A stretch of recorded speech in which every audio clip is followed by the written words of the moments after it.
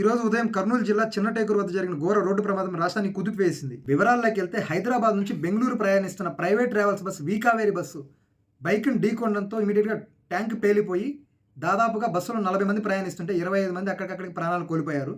ఈ ఘటనలో మరికొంతమంది చాలా తీవ్రంగా గాయపడ్డారు. వాళ్ళ పరిస్థితి కూడా చాలా విషమంగా ఉందని తెలుస్తుంది. విచారణలో తేలింది ఏంటంటే ఈ బస్సు మీద ఇప్పటికీ 16 పెండింగ్ చలానాలు అయితే ఉన్నాయి. మొత్తంగా 23,000 ఫైన్ అయితే కట్టాల్సి ఉంది. వనస్థలిపురం నుంచి మియాపూర్ వరకు ఇలా ప్రతి సిగ్నల్ దగ్గర మియాపూర్, వనస్థలిపురం, రామచంద్రాపురం, మేడ్చల్, పటాన్ చెరువు, సైఫాబాద్, ఎస్ఆర్ నగర్, గచ్చిబౌలి, కేపీహెచ్బి ఇలాగ ప్రతి ఒక్క సిగ్నల్ దగ్గర అయితే ఈ బస్సు మీద చాలా ఫైన్స్ అయితే ఉన్నాయి.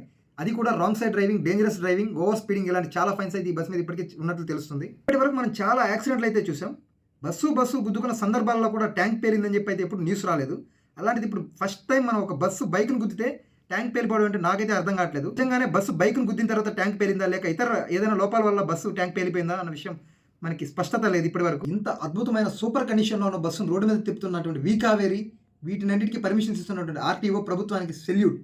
అసలు బైకు ఢీకొంటే బస్సు పేలిపోవడం అంటే నాకు అర్థం కాదు. ఇది ఎక్కడ కూడా జరగలేదు ఇప్పటి వరకు. అంటే అంత అద్భుతమైన కండిషన్లో ఉన్నటువంటి సూపర్ బస్సులు వీకావేరి వాళ్ళు నడుపుతున్నారా? సో వీటన్నిటికి పర్మిషన్ ఇచ్చిన ఆర్టీఓ డిపార్ట్మెంట్ ఏం చేస్తుంది? అంటే వాటికి ఫిట్నెస్ సర్టిఫికేట్లు, పర్మిషన్లు ఇచ్చేది ఆర్టీఓనే కదా. ఈ విధంగా తెలంగాణ రాష్ట్రం మొత్తం మీద ఎన్ని బస్సులు నడుస్తున్నాయి, ఫిట్నెస్ లేని బస్సులు, పర్మిట్లు తెచ్చుకొని బస్సులు. సో ఇంత అద్భుతమైన కండిషన్లో ఉన్న బస్సులు బయట తిరుగుతుంటే ప్రభుత్వాలు ఏం చేస్తున్నాయి? దీని మీద మీ కామెంట్స్ కింద కామెంట్ సెక్షన్లో మెన్షన్ చేయండి.